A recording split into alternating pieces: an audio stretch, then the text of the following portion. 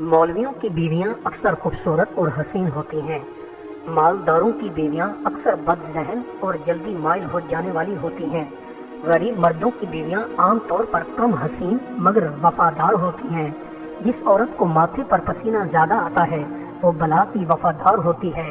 जिस औरत की आंखों में पानी भरा होता है वो निहायत ही पासा होती है।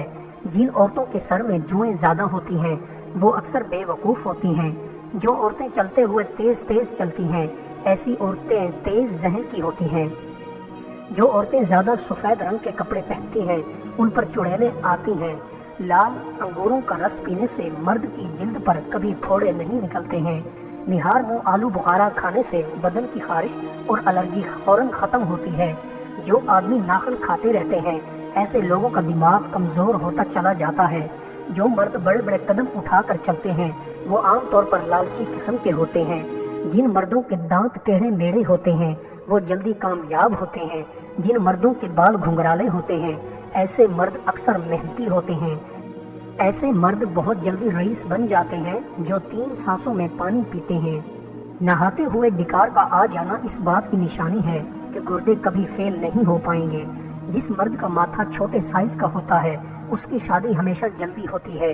जो मर्द रोटी जल्दी जल्दी खाते हैं आमतौर पर उनकी शादियां देर से होती हैं। जो मर्द मुस्कुरा कर बात करते हैं ऐसे लोग दिल के अक्सर बददिल होते हैं। जिन औरतों का चेहरा बुझा बुझा सा होता है वो अपने शोहर को हमेशा खुश रखती हैं।